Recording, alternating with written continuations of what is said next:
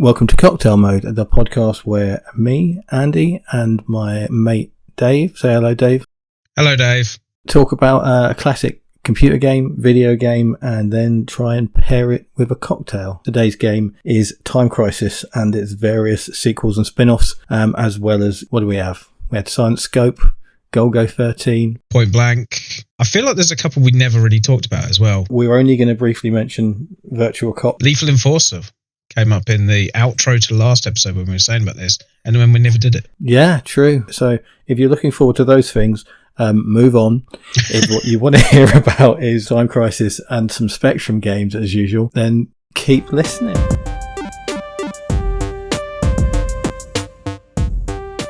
Do you have Time Crisis playable on the PlayStation with an original gun? Because if anybody would, it'd be you.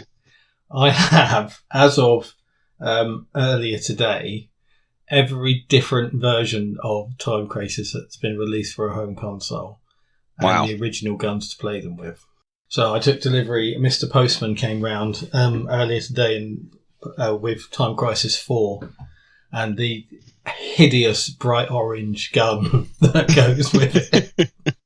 Honestly, it's like they've fallen so far. It's like, apparently I've not played it very much. I had a quick go earlier today on the arcade mode, but there's a first-person shooter mode for it. And for that, you need a controller. So they've, from what was, if you remember the original G-Con 45 or Gun-Con 45, yep, as it is in America. It's quite a nice looking thing. Grey, weighty, well made. Just, you know, a gun, a trigger, and a button on either side at the front. This thing is a gun that feels like it's made of the world's cheapest plastic. It probably is. Bright orange. It's got 6 buttons and 2 analog joysticks attached to it. What? Sounds like an N64 controller. It looks like that thing out of, Existenz, that weird. Do you have to plug it into your thorax to use it? The weird thing is, it's genuinely like the gun, and then they've gone, all right, because of the way we've got this set up with this first-person mode, we need like half a controller, and we need to incorporate that somehow. And someone's gone, half a controller. We'll cut one in half and glue it to the front, and that'll be how it works. And that's genuinely what it looks like. Oh, no. I should Google it, actually. Yeah, it's the G-Con 3 or the Gun-Con 3. But it's just, honestly, it's the weirdest thing. It didn't, from the pictures I saw, I didn't quite twig about the bit on the front. Oh, my God, it really is half a controller, isn't it? It's half a controller glued to the front, yeah. Oh. It's just bizarre. And apparently, I've not played it yet, but the first-person shooter mode that you can use it with is fucking terrible anyway, so... So what's it on PS3? Yeah, so you get the gun and you get 2 LED sensors. You have to sit on top of your telly as well. Mm-hmm. So you can play it on LCD. Yeah. Which, again, I read reviews and they were saying, oh, it's really flaky. I set it up in no time at all and it worked absolutely fine. So I'm not really sure what that was all about. Pretty sure my Time Crisis is from when it came out originally. I wouldn't be surprised. Project Titan I brought fairly recently. Probably a year or 2 ago. Time Crisis 2 I've had a long time. Time Crisis 3 I picked up fairly recently. I went actually for a spate of playing light gun games because I've modded one of my guns. Mm-hmm. So I got off eBay an electronic foot-operated switch. Oh, nice. Yeah, and just basically opened up the gun, found the literally 2 contacts and it's 2 wires on the switch, wired it in, runs out the bottom, switch on the floor. Works an absolute dream. So... Brilliant. I like that. Yeah, it's such a easy thing to do, and it's completely reversible as well. If you're like me and you're a little bit game preservationist, I could open that up again and undo that solder and it'd be back to normal and you'd never know. Yeah. Yeah, it's the sort of mod I like. So, I mean, you can just, if you had to, you can go back to stock and no harm done. Yeah. I like it when you have to butcher things and start cutting plastic away and all that sort of shit. But yeah, that worked an absolute dream. So I went for a spade playing them. So I have 2, 3 and Crisis Zone for the PlayStation 2, Time Crisis and Project Titan for the PlayStation 1, and say as of earlier today I got Time Crisis 4, and I was in CEX and they had Time Crisis Raising Storm, which is basically a re-release of Time Crisis 4 for that weird Move controller that the PlayStation had. Looked like a... like a dildo. Well, I was going to say that, but judging by YouTube's policies, we'll probably not have to edit that out, won't we? But yes, it looked like a neon dildo. So I can't even play it, but it was £8 and I was in CEX. And I thought, if I buy that, I'll have everyone available. And my completionist kicked in, so I bought it. Yeah, fair enough. But yes, I went back and played them all. And they're brilliant. Genuinely brilliant. I absolutely love them. I don't think Project Titan was an arcade game. I've never heard of Project Titan. Fill me in. So I'm pretty sure. I think there's a weird sort of timeline of it. I think it was developed after Time Crisis 2. Mm-hmm. Just looking at the timeline, you got Time Crisis in 95. I guess that's arcade. Yeah. Time Crisis 2, 97. Crisis Zone 99. Is that the one with machine guns? Yeah. Yeah, I remember that. Yeah. Project Titan 2001. Then you got 3 in 2002, 4 in 2006, in 2005, Raising Storm 2009, Time Crisis 5 in 2015. With apparently new games coming. I saw that. Which is, I mean, you would assume arcade mainly, but it's great. I mean, Time Crisis 4, from what I played of it, is not very good. No? No, because what's great about Time Crisis is just how ridiculous they are. And it is still ridiculous. You know, the two main characters have got ridiculous Gen 7 hair and, you know, dressed like some kind of, I don't know. Who did he remind me of? He looked a bit like Jack Sparrow, the character that I chose. I was going to say, they look like Final Fantasy characters. Yes, exactly that. They've got Final Fantasy hair, and when you play it, it's always clearly built on, well, I say clearly, it's got the look of being built on an Unreal Engine. Everything's grey, corridors are square, got that Gen 7 look of it. Everyone decided that everything had to be a bit more serious and all that sort of shit. So it's all a bit grey, which isn't really what Time Crisis does well. All of the others, as far as I'm concerned, I mean, I don't think you can beat them for that sort of game. They're very distinctive, aren't they? Gun games in general have always been probably the most immersive gaming experience you can ever have. Yeah. Because what you're doing simulates perfectly what the character's doing. Yeah. I suppose driving games maybe sort of second best, but gun games specifically, you point a gun at a person on a screen, you pull a trigger, they get shot. You can't have any more better feedback than that. No, and it's something that's been in the arcade since pretty much day one, hasn't it? It's sort of it's always been there. I don't think there's ever been a time when there weren't gun games in arcades. And around about, I guess towards the end of Time Crisis, Silent Scope was about 2000, wasn't it? Silent Scope is genius. I absolutely love that game. Yeah.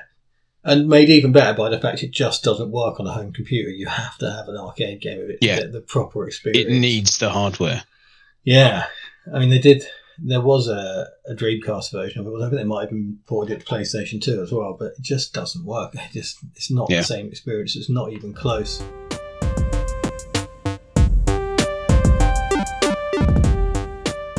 Have you played House of the Dead Overkill? Overkill? Which one's that? The most recent one. It came out sort of as a Wii exclusive very briefly and turned up on the PlayStation 3 as well. Not as far as I know. The last House of the Dead game I played was Typing of the Dead. Which is genius. In looking earlier on at different gun games that I would want to sort of talk about, basically the Time Crisis page, the Point Blank page, Typing of the Dead, Silent Scope. There is an arcade cabinet for Typing of the Dead that has 2 keyboards on it. That's amazing. It's the best arcade machine I've ever seen. I love it. I want it. I want that for no reason. I fucking suck at Typing of the Dead.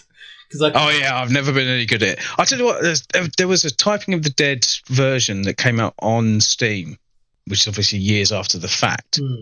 Which might be called Overkill, actually, now I think about it. And it's full of swearing, which really took me by surprise. I don't know why. I just thought, this doesn't feel right.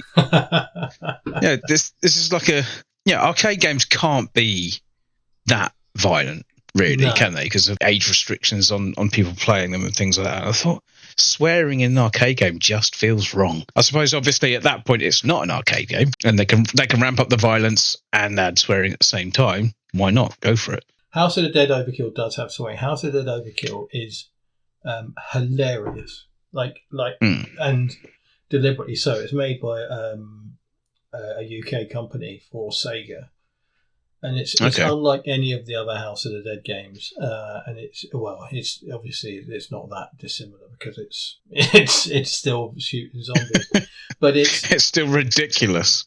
It's so funny, like so over the top, and it's just genuinely probably it's not as good as the early Time Crisis games, but it's not far off as a shooter, especially on the Wii. The Wii had a fair few light gun games because of the IR pointer and how that worked. Yeah, I was thinking about this. The Wii is probably the last hurrah of like gun-based games. Yeah, and frustratingly, the gun-shaped housings that you could put your controller in, none of them really worked properly. None of them you could really aim with or anything like that. So you usually went with the pointer, but that's what they were designed for. So it worked, that whole relative aiming thing. Yeah, House of Dead Overkill is hilarious and brilliant fun, and really, really good. And yeah, I would say, well, if you list the games that are in competition with Time Crisis for best light gun shooter, I would definitely consider it. And I did mention when we talked about doing this last time that Virtua Cop doesn't hold a candle to Time Crisis, and it doesn't, but it's still the first one's still a good game. Do you remember on Games Master there was a guy coming and completed it in one sitting, not getting hit, like not wasting a bullet, and he just got, and it was like almost boring how good he was at it, and it was just like you've taken what's quite a fun game and turned it boring by just being too good. It was I know how TV shows are made. That never happened. You're such a cynic, Dave. Oh, fuck off. Right, yeah, I don't think... I mean, there was on the Wii as well, there's a couple of good crossovers. Like the Resident Evil, there are two. But on the Wii, there was Umbrella Chronicles and something else called Dark Side Chronicles.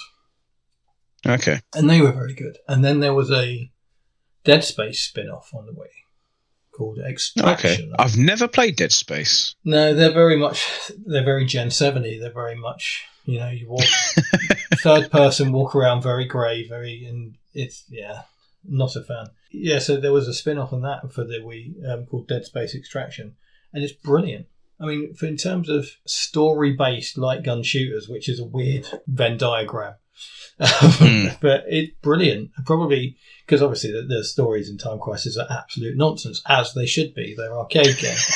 But if you wanted to find a story-based light gun shooter, then Dead Space Extraction is the one for you. It's really, really good. Dead Space has I won't call it a gimmick, a mechanic whereby you change the type of shot that your gun does. So you have one gun, but it changes. So the thing with... Oh, is it like sort of vertical slashes and horizontal slashes or something? Yeah. Yes, yeah. So obviously with the Wii Remote, when you're doing it, you just turn the controller to do it. And it works really well. It's really intuitive and it just fits together and does that light gun thing as you would expect a light gun game to be. So there are a lot of light guns out there that are things, but I still don't think after all this years and all these times and all these newer versions and all these silent scopes, because there's 3 silent scopes, isn't there? I don't think there was just one. There was definitely a sequel. Yeah. I don't remember. Maybe it's just 2. There was a Dreamcast version. Yeah, I know. Game Boy Advance version. That sounds amazing. I want that in my life. Yeah, I'm surprised you didn't already know about it. No. Wait, I've got a shitty handheld version of this. There's 4 of them. Oh. Silent Scope 2, Silent Scope EX, and Silent Scope 3. They're just not going to work, though, are they? No. Home versions of something with that technology, that extra little monitor in the scope. The whole point of that, I thought, was genius. Yeah, no, it is genuine, and it was one of those things when you first play it, you're just like, this is incredible, really, really cool. But it's like that. You're right. It's a really good point, actually. It is. similar to having a steering wheel and playing a driving game, having a gun controller and playing a shooting game. It takes away the need to learn any form of interface. Yeah. Like you walk up to any arcade game, you've got your joystick and 3 or 4 buttons, and it's like, well, what do they do? Yeah. You give someone a gun and point them at a screen with men on it, they'll pull the trigger while aiming at those men. Which is potentially slightly worrying, but at the same time, it isn't. I mean, every kid in the world has played with a pretend gun. Yeah. You know, you don't even need a gun; just point your finger and shoot. Interestingly, yeah, my brother tried keep guns away from his kids for a while, and they ended up picking up like toy drills and using them as guns, and there's just no stopping it. And it is, I genuinely think it's a bit sad that this is the world we live in, where guns are so ubiquitous that you can't even keep your kids away from them if you try to. Yeah, because it is a machine designed to kill people, isn't it? That's its purpose. That's what it's for. But at the same time, shooting in games is usually quite a lot of fun, isn't it? Yeah. But I think that's one of the things I like about Time Crisis as well, is being a bit of a soft old hippie. I quite like the fact that it's very cartoony and over the top and a bit silly, and I like that about it. And I like the over the top music and everything about it, and it's just all very. It's all a bit sort of. It's even James Bond looks serious next to Time I was Crisis. just about to say, at its heart, it's a spy movie. It is a Bond movie. Yeah, that's the overall feel they've gone for and captured really well, I think. Yeah, well, I think I looked at a few things, and I was trying to. I think probably when I was thinking about cocktails and try and tie in cocktails with it about what I could go with as a theme. I went down a sort of a rabbit hole trying to find a good tequila cocktail, because tequila is the name of the character in Hard Boiled. And I was because it's very much like Hard Boiled. That's a film I've not seen for years. There was a game of that. Did you ever play it? It was a sequel, Stranglehold. Yeah. Apparently good, but yeah, I never played it. No, it's really good. It's one of those things that got a lot of jip for being derivative of Max Payne. I mean, cards on the table, I preferred it to Max Payne. I thought it was better. Yeah, I just thought it was... Max Payne is a little bit of a weird one for me. I think if it's trying to be tongue-in-cheek, it's not working. And if it's trying to be serious, it's too serious. It's a bit like The Matrix in that regard. Just to lose us, our 4 listeners that we've actually got by pointing out that I say famously, between me and Dave, don't like The Matrix. But it's like that, and I found that about Max Payne. I couldn't tell whether it was trying to be sort of tongue-in-cheek over the top or being really po-faced and serious. It's both, isn't it? In equal measure sometimes. Well, not in equal measure, but it's, generally speaking, for the entire game, it's dark as fuck. It's serious as cancer. And it's just, there's bits in it that are meant to be funny and meant to be sort of, a bit where he takes drugs or something. It's like, I was in a video game. There was rows of guns floating above my head and things like this. It's like, that was funny at the time. But yeah, when you look back at it, it doesn't bring it out of that seriousness. It's very dark. It's very serious, even with the odd joke. Yeah, and to me, I found it's one of those things where I found that earnestness funny, which is not clearly what it was going for. But I guess maybe it's just me. I just found it really hard to get on with. But Stranglehold isn't like that. Stranglehold is completely over the top, and you can, if there is an object near you, you can slide down it, on it, over it while shooting at people. It's brilliant. It's so much good fun. It's a John Woo film. Yes, exactly. That. It's what it is. It's what it should be. Yeah. Going back quickly to Max Payne, one of the greatest gaming experiences I ever had was in Max Payne. There's a bit where I think you're in a hotel or something, and you burst into like a conference room, and there's a big like oval table in the middle of it, and there's a couple of blokes either side, and I ran in, and I had the Molotov cocktail in my hand, threw it in the middle of the table, and the splash damage set everybody on fire and killed them all instantly. It's like, I'm never doing that again. Sure enough, I die like 20 seconds later, try it again, doesn't work. Yeah, Max Payne and me don't go on. There was a Game Boy Advance version of Max Payne. How does that work? Well, it works in isometric view, and I'm a bit of a sucker for an isometric view. Your role of this seems to be educating me on the awful portable versions of games that have existed for 20 years that I've never even heard of. Well, the great thing about portable games, as we talked about before, is you can't do the real version on handholds as they were up until. Yeah, you're forced down a different route. Yeah, and so Max Payne was an isometric game. It actually worked really well. It was very much, actiony, and still sort of had like comic panel rather than the cutscenes and all that. It was all in comic panels. Well, that suits it. It does, yeah. It's got that kind of vibe anyway, hasn't it? So yeah, I was, I liked it a lot. It was one of those things where you're pleasantly surprised. Yeah. And there's a lot of games, and it does seem to me, Max Payne seems to be one of those games where I've quite often enjoyed the games that have followed it, copying it more than the original. Like there was one called can't remember. There's a subtitle. There's a gunslinger's tale in Mexico. Total Overdose. Which again didn't review very well. Everyone's like a poor man's Max Payne. Mm-hmm. I absolutely loved it. Completely over the top. Absolutely mental. Sort of running up walls, doing backflips while shooting people. It had a sort of an open world element to it where you could get in a car and drive around to your missions. Yeah, it looks vaguely Grand Theft Auto. Yeah, that's what they were going for, but it's like they failed so badly that there's an option where you can basically pause the game and just go to the next mission without having to drive there. And it's like they went, yeah, that didn't work. let's give everyone an option to just skip over that. Have you seen the subtitle for Total Overdose 2? No. Tequila Gunrise. Nice. What's that out on?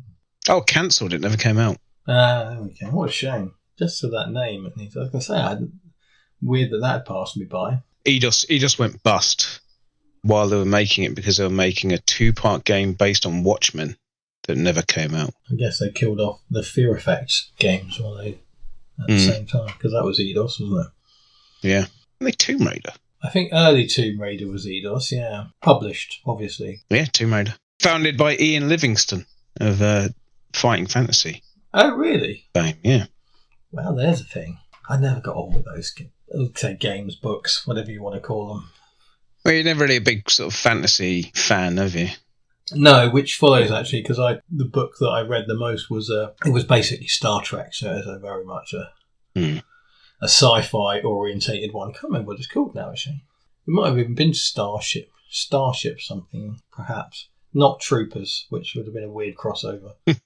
Choose your own adventure, Starship Troopers. Oh, that would be brilliant. There's an arachnid approach to you. Do you shoot it in A, the eye, B, the legs, or C, the head? If you want to sleep with Denise Richards, turn to page 7. If you want to sleep with Dina Meyer, turn to page 8. Starship Traveller, it was called. Ah. But yeah, I tried a few. I had a few. I think maybe I was bought them because people thought I would like them and just never really got on with it. You're a teenager. You're a boy. Have this. Yeah, absolutely.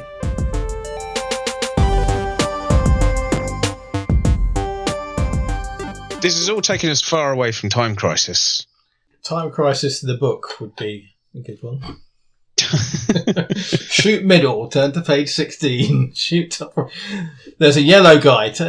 I was going to say, to be fair, a lot of the action sequences are very much like that. It's who do you shoot first? Yeah. Because there's a very specific order you should shoot them in, isn't there? Some of the areas it never really tells you. If you shoot exactly the right people in exactly the right order, you get through an area faster.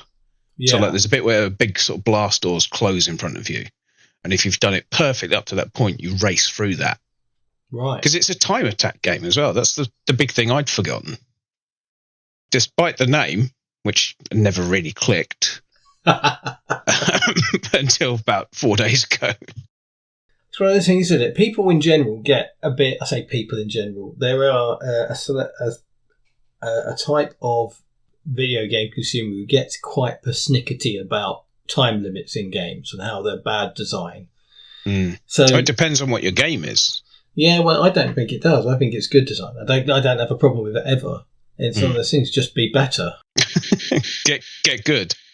Yeah, I hate the whole get good thing as well, so that's a bit of a contradiction, isn't it? But people who complain about that are expecting to get through a game first go, which again was a very Gen 7 thing. People started to expect to be able to play a game and get all the way through it on their first go. And well, that's it. It's the early sort of generations of games, you didn't get through a game on your first go or your last go.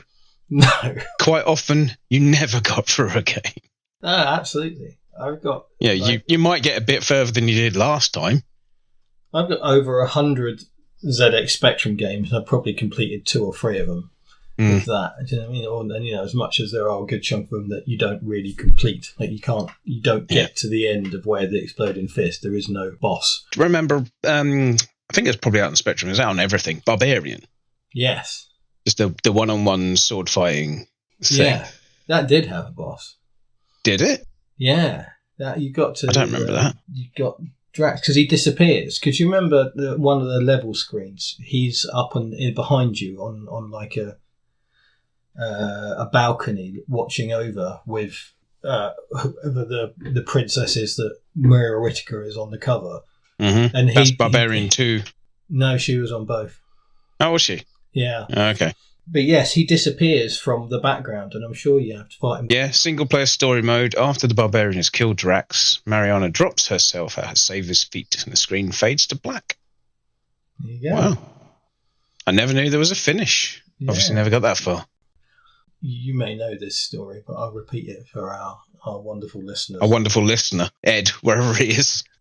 Yeah, hi, Ed. If you are the person, Ed, who subscribed to our channel, thanks, mate.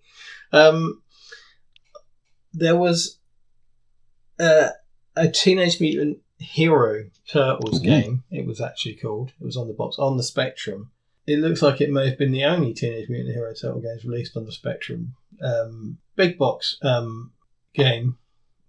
Big box. Big box. I still love the whole big box, little box thing for Amstrad's Spectrum games. Yeah, budget, big box, little box. I borrowed it. I think somebody had given me a copy of it. And they brought in the manual, and they said there's all these codes in the middle 2 pages, and you're going to have to try and photocopy them or write them down or something. This is when we were at school. Because they'd printed it, it was red paper with black writing on it, so it didn't work. Mm-hmm. In old photocopiers, you had no hope. It was never going to work. So I hand wrote down all of these numbers, and then went home, loaded it up, put in the code, all proud of myself. Well, there it is, that worked. And then finished the game on my first go. What were we just saying about old games that you didn't finish on your first go? It must have just been like brokenly easy or something. But yeah, and then that was it. Finished it, done. And I was like, that can't be it. That cannot be it. I spent my entire fucking lunch break writing down these numbers. Spent longer writing down those numbers than playing the game. I probably did.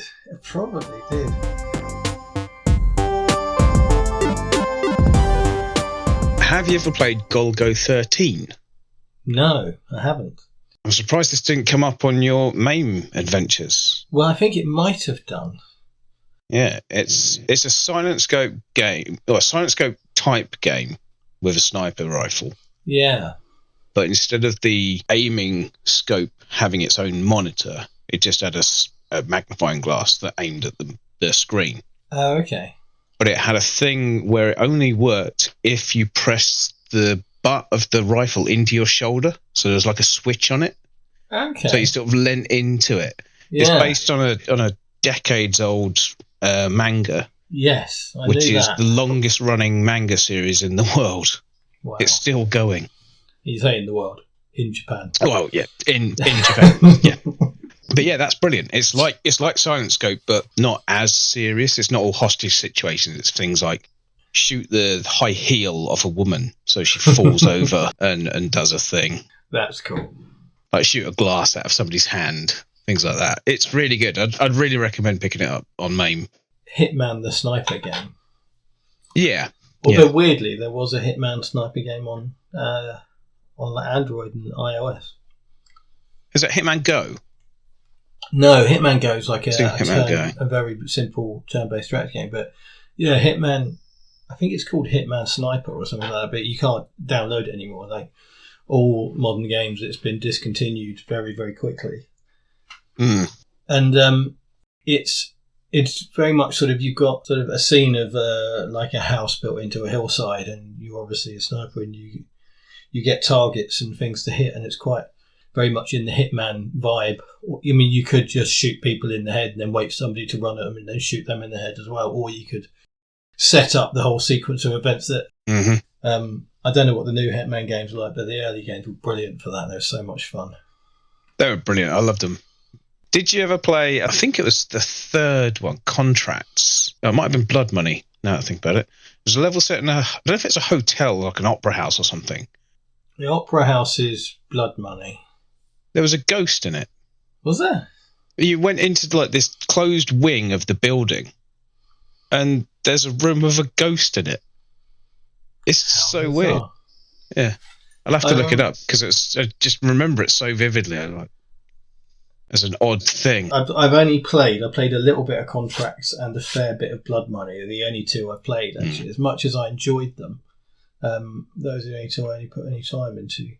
I played the first one a bit, which is a bit janky. Second one was good. Contracts was great. Blood Money was the best of that sort of run. Yeah. And then I did play the more recent ones. Played the first one of those quite a bit. The second one I've played a little bit, and the third one I played the first level of. They're supposed to be good, aren't they? They are brilliant. They're really, really good. They're right up there with like some of the best. I don't even describe them as stealth games, because half the time you're walking in plain sight. Yeah. Which I love. I love that thing of just like you do all your stealthy bit in the background. You get janitor's clothes or whatever, and then you can just walk wherever you want, do whatever you want. And you're like, right, I'm going to get the knife off that guy, put it in this thing, carry that into the room, and then stab the guy in the throat. See how that works. I think it might have been the first level on Blood Money where there's like a pool party going on, and you do something to the barbecue so that when the guy comes and lights it, it pretty much blows up in his face. It's very cool. I loved all that stuff. And that was at the Opera House. You could do that. You could go up and right into the roof and do something with the chandelier on that. You could do the chandelier. My favourite one in the opera was to replace the fake gun with a real gun. There's a bit in it where the guy goes to shoot whatever the good character's name is. I can't remember it. And it's a fake gun. And they just do it repeatedly on a loop as a rehearsal. Yes. And if you can get the gun in there, just walk out the building. Yeah. Because you know in about 5 or 10 minutes, he's going to shoot him. Very cool games.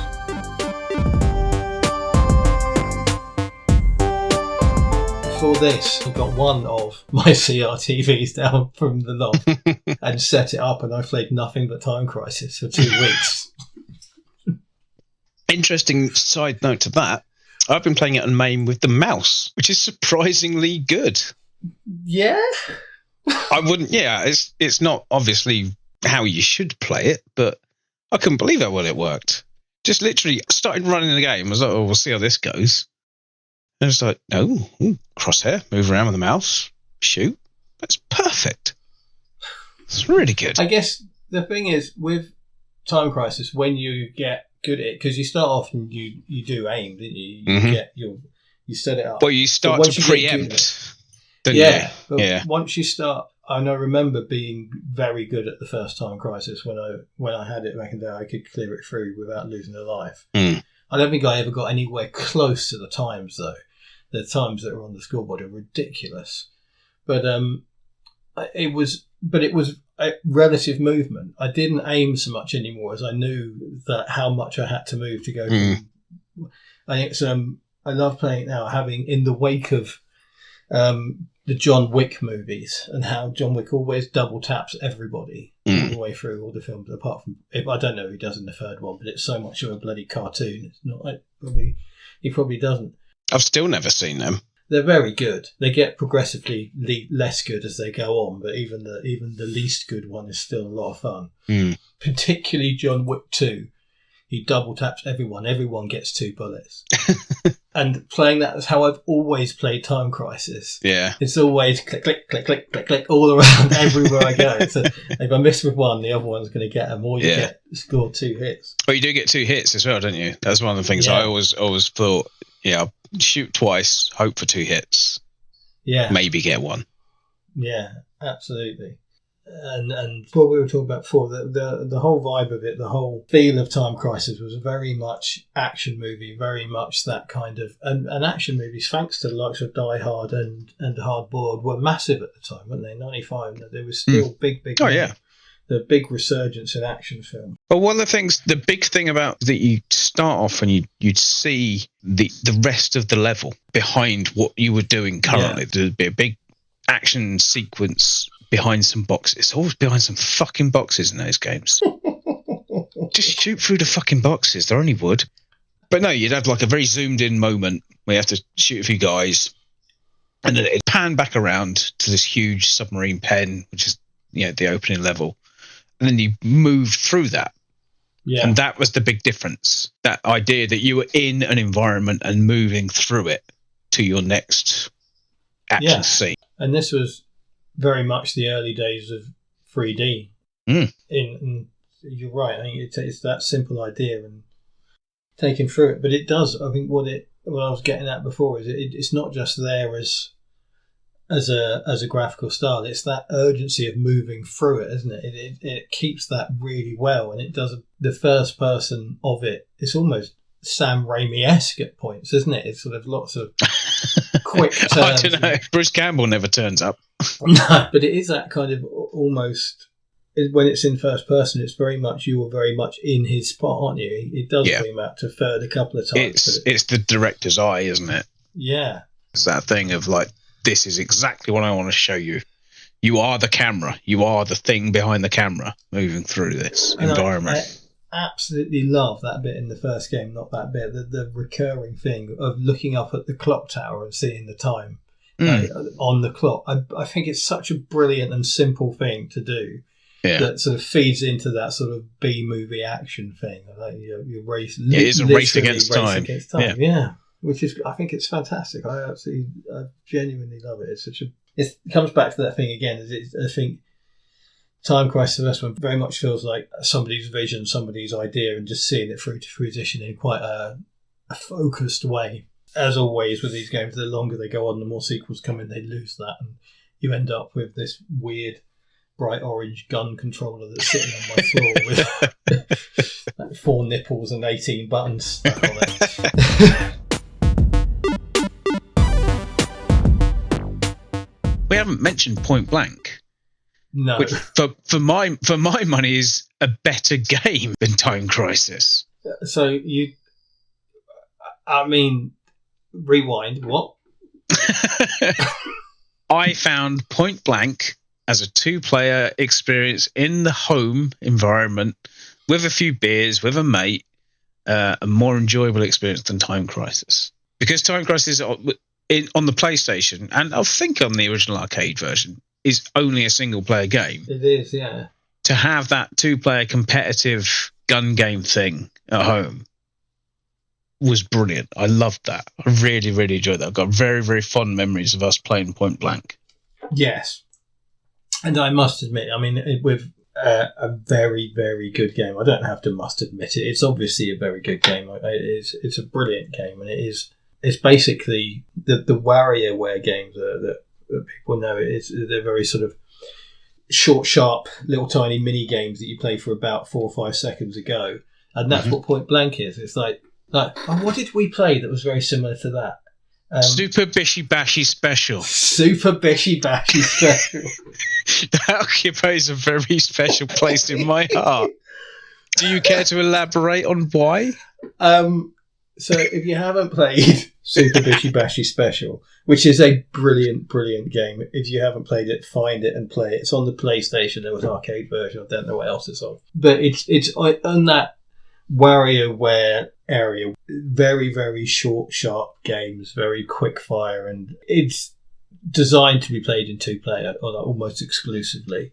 It's a party game, effectively, isn't it? It's the precursor to things like Super Mario All-Stars, is it? Mario Party. Yeah, that's it. And so, the game starts and you're given something to do and you have to do it. And what Dave is alluding to is a game that started and the words "shoot the tank" appeared on the screen.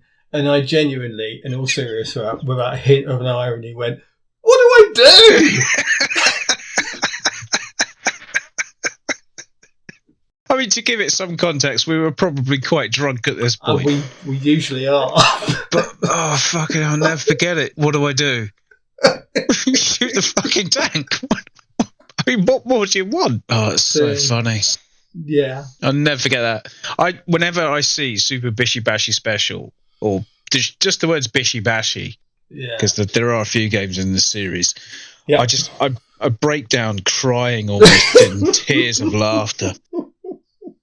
Because that's the only memory of that game that I have. I can't remember anything else about it. No, that's the only thing I remember about the entire thing.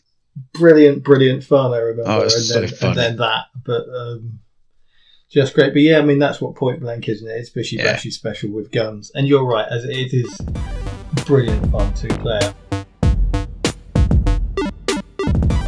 Tell me about your arcade experience of Time Crisis. Or Time Crisis 2, I assume. No, Time Crisis... Well, actually, I think Time Crisis 1 more so. Really? This is one of the things I've been thinking about a lot as I've been playing it on Steam, MAME recently, is I remember it more as a very brief arcade experience, but then mostly PlayStation. Yeah. PlayStation version was obviously you're not pumping money into it, and I think it was probably around the time with arcades where you sort of looked at a game and thought, £1 a credit? Fuck off. I'll play it once because it looks fun and I like the gimmick of the pedal and the hiding and whatever, but yeah, once I die, I'm not putting another £1 in. I think I played a lot more Time Crisis 2 than Time Crisis. Really? I don't think I've ever played Time Crisis 2. What? I certainly have no memory of it. Wow. I could be wrong. I've definitely played Time Crisis a lot on the PlayStation, but I'm not sure I've ever played Time Crisis 2. Maybe in arcades once or twice, you know, just walking through an arcade, oh, Time Crisis, I'll have a go. But yeah, I don't remember owning it. I don't remember owning. In fact, I know I didn't own the guns.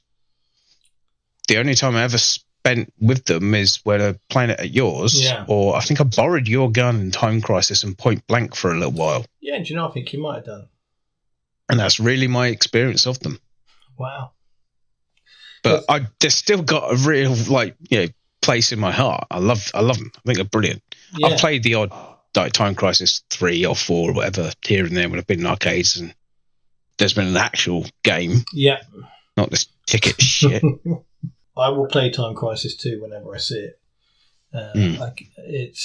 You do see Time Crisis 2 more than any of the others in arcades.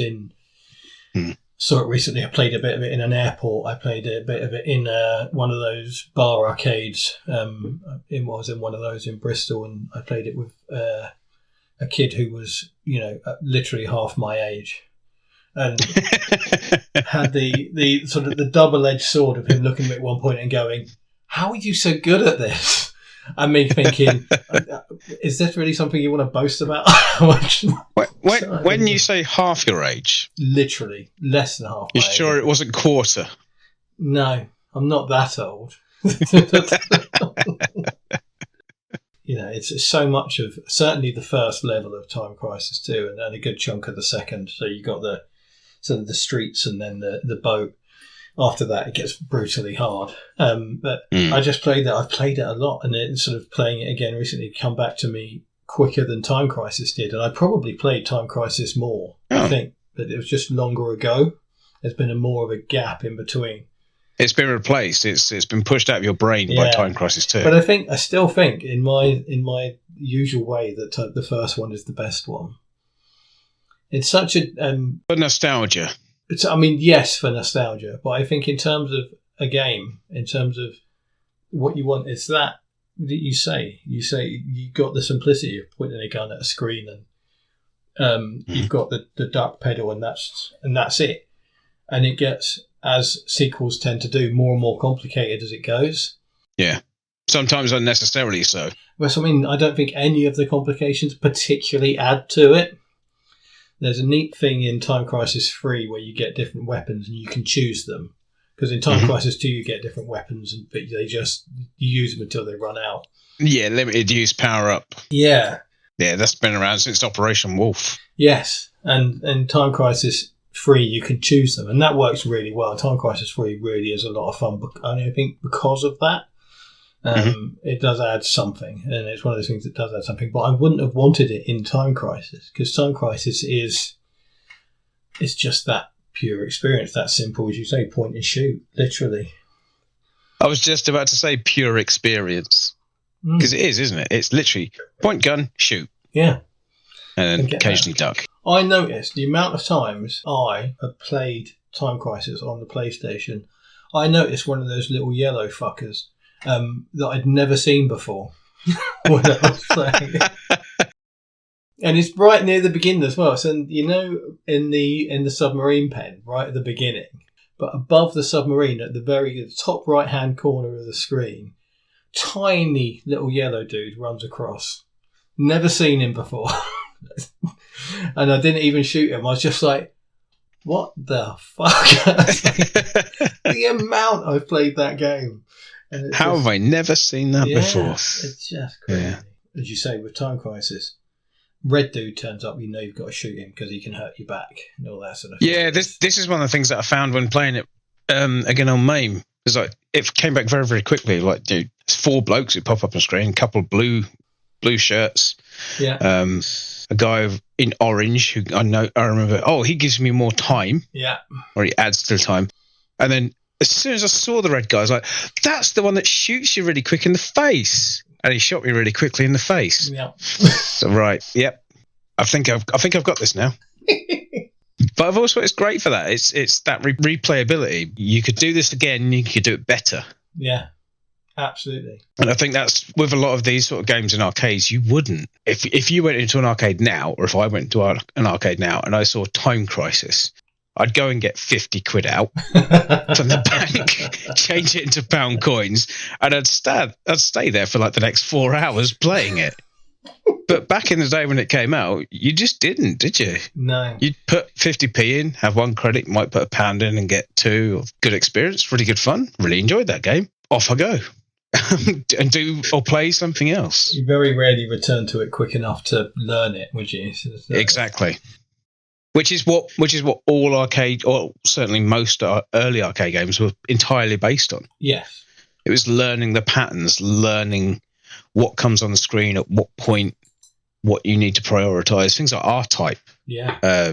Shoot 'em ups are one of the prime examples of it, where you've got formations and patterns of enemies coming onto a screen. Like, you've got to move up at this point, left and right at this point. And it is so different, again. This episode's sponsored by slagging off Generation 7.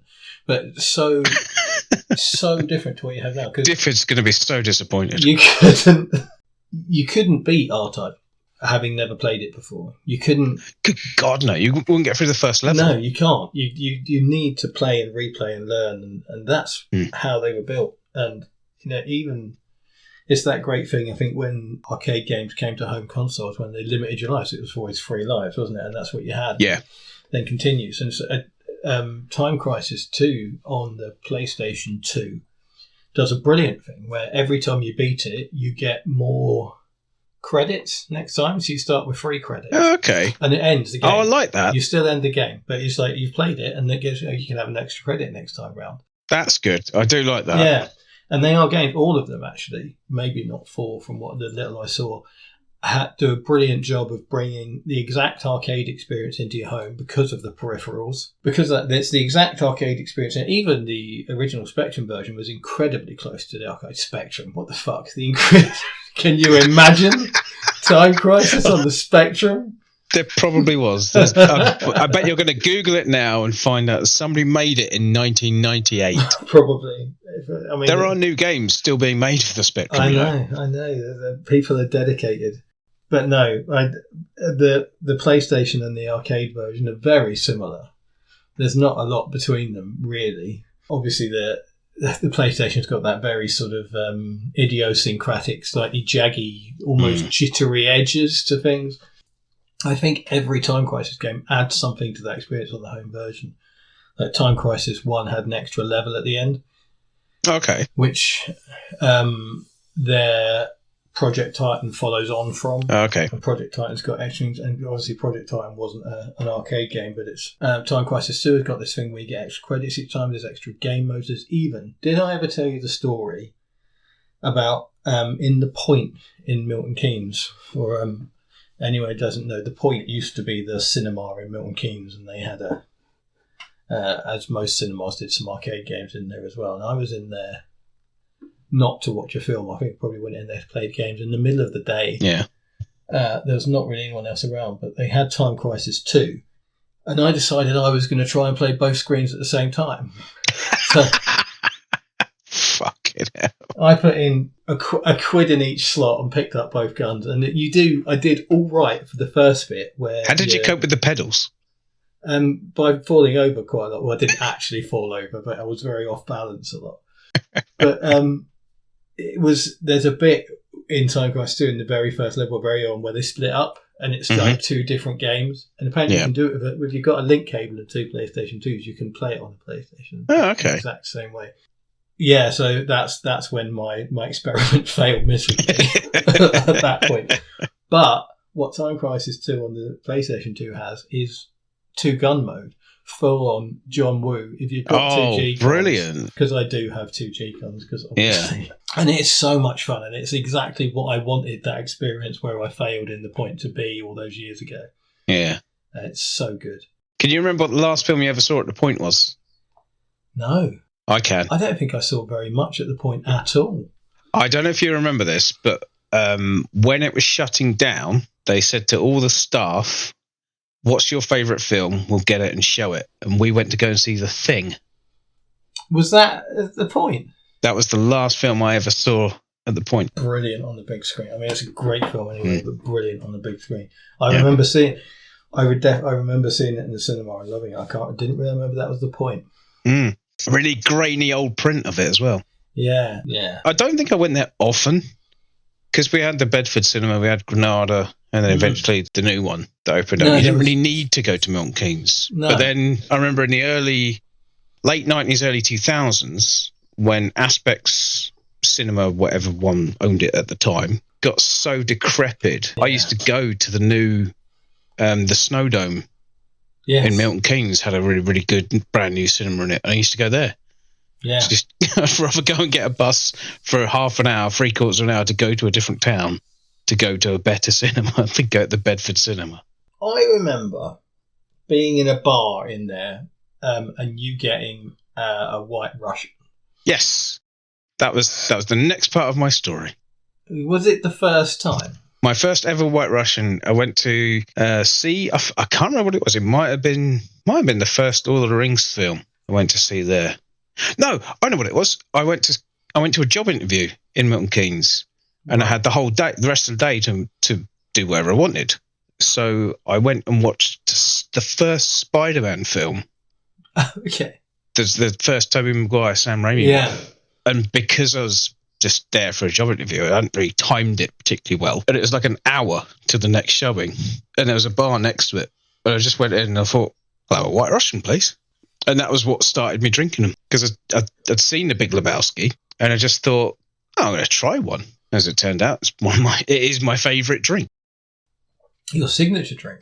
Certainly my favourite cocktail. We need to go up to Glasgow and go to Lebowski's. Where's Lebowski's? Well, there's two. There's one in Glasgow, there's one in Edinburgh. It's a Big Lebowski-themed bar that does a massive selection of White Russians based on characters and things from the film. Oh, wow. It's brilliant. I was up there for work about 5-6 years ago. Found it on Google. I was just like, this can't be real. I've got to go.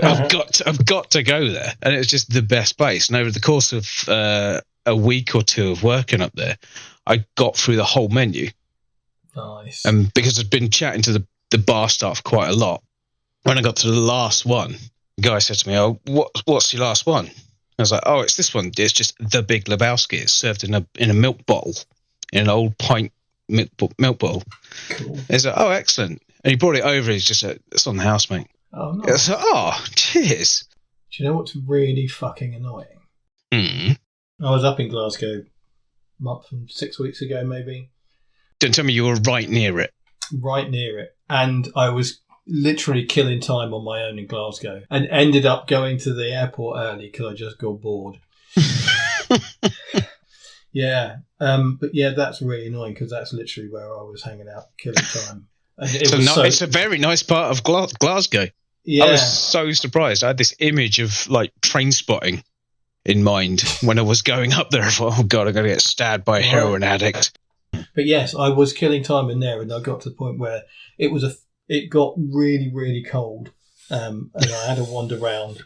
And then I went, you know what? I can't find anything to Fuck do. it. I'm going to the airport and going to hang around there instead. Hmm. And I could have been in Lebowski's by the sounds of it. Yeah, you could. You said that you'd given a lot of thought to your cocktail this week. Well, not necessarily I'd given it a lot of thought, just that I knew it was going to be an effort to find. You were, what's the word, focused, like you wanted. I was focused, yeah. I knew that there had been the bar in Leicester that I've mentioned a couple of times before, I think, called Firebug, do a shooter and a cocktail of the week/month based around a film, a game, an event, something that's coming up. It's one of those things where you pop in there and it's just like, oh, just out of curiosity, what's this week's cocktail? And I knew from a few years ago they had a cocktail called Shots Fired. Nice. So it's one of the shot ones, small glass, knock it back. It may or may not be vile. So you're telling me this is another cocktail you've not tried? Of course it's a cocktail I've not tried. It's from 3 years ago when I wasn't going to Firebug. So there is a point at which it changes from something that I would absolutely love to try to something that I probably won't try. The list of ingredients for this are cream, dark chocolate Mozart, which is like a chocolate liqueur. Right. Don't know if you've ever had it. No. Kahlua. Okay. Yeah. As you know, big fan of it from White Russians. Yep. Vanilla Absolute Vodka. Okay. So I'm really on board with this. It sounds really, really nice. Chocolate sauce. Okay. It's going to be very creamy, chocolatey, very coffee, sweet, yeah. Vanilla-y. And then Tabasco sauce, which may just be a splash for flavour. Might not be. I don't know. Normally with ingredients, you list the most to least, don't you? Yes, absolutely. So I'm hoping Tabasco is just literally like a splash on the top. But that sounds like a cocktail I would really, really enjoy. I'm tempted to go into Firebug and just say, excuse me, there's this cocktail from 3 years ago that I dug up off of your Facebook page. Can I have one, please? They'll probably do it. Probably would. If there's anybody there that was there at the time, they'll sort of look at it and go, yeah, I remember that one. We'll do you one. It's in the book. It's in the book, yeah. The interestingly enough, when I was on my journey of trying to find a cocktail, I found a shot that has Tabasco in it as well. Yeah. And this is my mistake I mentioned right at the beginning, where I got the name of it. The recurring antagonist from the Time Crisis series is Wild Dog and the Wild Dog Gang. So they sort of turn up being basically guns for hire for whoever the latest baddie is, and the main guy, Wild Dog, gets variously fucked up, but he still returns with a new bionic part in the next game anyway, you know. Yeah. And I forgot that it was called Wild Dog and thought it was called Mad Dog. The Mad Dog shooter, which was, until I realised my mistake, gonna be my drink of choice for today, is vodka, raspberry syrup or raspberry concentrate of some sort, and Tabasco sauce. Weird. And it layers up because of the various weights. The raspberry sits on the bottom as a very thick red layer, and then the vodka on top of that. And then when you drop in your Tabasco sauce, it just kind of hangs there in this weird sort of cloudy little sort of thing. And I tried one of these. And so it's just three things: vodka, raspberry syrup, and then Tabasco on top. And I tried it, and I was like, I'm not sure I like that. And then a little while later, I was like, I want another one of those. And they're just a really addictive combination of like things that don't sound like they should go together. And I ended up having 3 or 4 of them. but I can't choose it because I got the name wrong, and it's not Mad Dog at all. I think what happened with my Mad Dog, it comes back to that John Woo thing. Mad Dog is the bad guy in Hard Boiled, and Tequila, where I went down that road for a while, is the good guy, and neither of those two things came to fruition. There is a wild dog cocktail. 3 ingredients. See what you think of this, right? Southern Comfort. No. Bacardi. Oh, fuck off. No. Pineapple juice. Oh, Jesus Christ. Yeah. So that's horrid. Yeah, that didn't make the list. So I discovered one of these, and one of these is one I know already. Okay. And I think coming back to take it quite seriously, which is, unlike us generally, but Yeah. much as like in the pilot episode, which I've removed, sorry to keep mentioning it to our beautiful listeners, because it's now removed because it was such a technical disaster that I didn't want it to be representative of our work. I chose for Pac-Man the daiquiri because I'm going back to this whole theory. It's a simple thing, and it's classic, like Pac-Man is classic, the drink is classic. And I'm very close to choosing the Cuba Libre for the same reason, which is a rum and coke with lime in it, for the few people in the world who don't know. For a couple of reasons. One is obviously Cuba Libre means free Cuba, and revolution is very much a recurring theme in the Time Crisis games. The first 3 feature some sort of revolution of some sort. And so that's very much a theme, but also it's that it's such a simple thing, the rum and coke, but it's delicious. Obviously, and the lime added to it just takes it up a level more than you would even expect. It's a guy in a pub in Bedford, weirdly, used to do them, and he would rub the lime around the rim of the glass as well as put it in the coke as well, and it was amazing. It was a great way to have a Cuba Libre, and I like that. I like the simplicity of it. I like the reference to revolution that the games have as well, and that's a possibility. And then there's what I've been drinking tonight, which is my new discovery, which is called the Revolver. Very good. For obvious reasons, but it's bourbon, coffee liqueur, so Kahlua, orange bitters, and a bit of syrup. If you want it, I found it was too sweet with the syrup in it, so I left it out. It was a bit of a revelation because obviously Kahlua is something I normally have with vodka and shake it up into an espresso martini, and you have it in your White Russians. And I stopped putting it in my espresso martinis because the barman that had them at a wedding said, if you just add a little bit of sugar syrup, all Kahlua is vodka and coffee and syrup. So what you're adding to your vodka and coffee and syrup is more vodka and coffee and syrup. Yeah. So he was like, just leave it out. You're kind of diluting it, aren't you? Yeah. At that point. He said, just leave it out. If you want it a bit sweeter, put a bit of syrup in there and just call it a day. So I've not used Kahlua in my espresso martinis ever since. Jason from up in Scotland calls it my signature drink, an espresso martini with no Kahlua in it. He thinks that's my signature drink. Okay. I've adopted it very much. I don't think it is. Obviously, my signature drink is a Corpse Reviver number 2. No, your signature drink is a can of Skull shotgunned with a screwdriver. On a curb in Cotton Egg. At least in my mind, anyway. True stories, folks. But yeah, anyway, the Revolver, they're lovely. It's basically bourbon and with the predominant flavour is bourbon and Kahlua, and the orange bitters is in it. It's more like an orange zest rather than orange juice. Is the vibe you get from orange bitters. I wouldn't want to prejudge it. I would taste it before judging it, but I wouldn't. Based on what you've said and what's in it, I wouldn't expect to enjoy it. Not your bag. No. I'm a big fan. Give it a go. It's helping me use up both my Jack Daniels, which I don't particularly like anymore, and people keep buying me, and my Kahlua, which I'm not putting in my espresso martini. So it's a win-win, really. And it's really nice. So I'll let you choose. Is it the Revolver or is it the Cuban? Just for the pun alone, I love the Revolver. Yeah, we'll go with the Revolver. I think it's a good shout. And it's new to me as well, which I really like. Yeah. Because I think that's a good part of this, isn't it? We go looking for cocktails based on their name and discover new things. It's good times.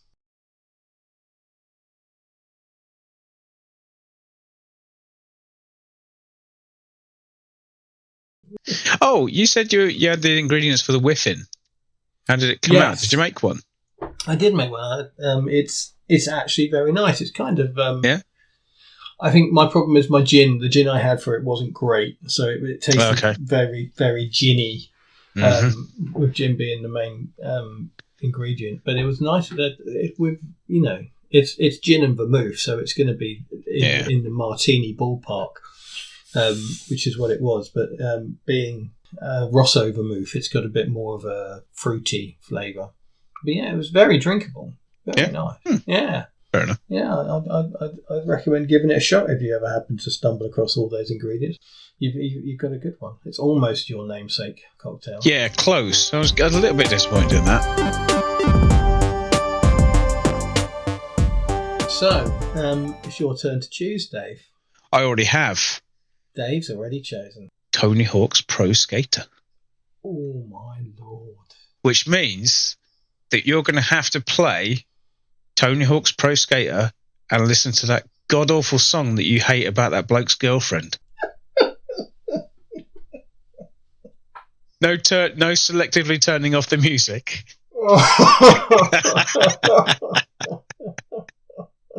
I can't even remember what band that is.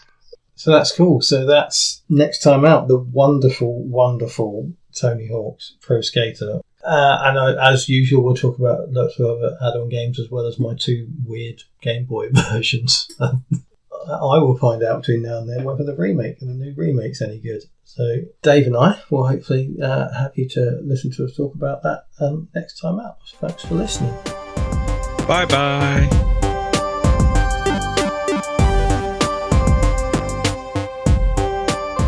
I just want to say, mate, congratulations. You've made an entire episode without once mentioning Turbo Esprit. It's the first time, and I think we should celebrate it. I'm just going to edit it in. Yeah. Just out of nowhere, right in the middle, just Turbo Esprit. Yeah.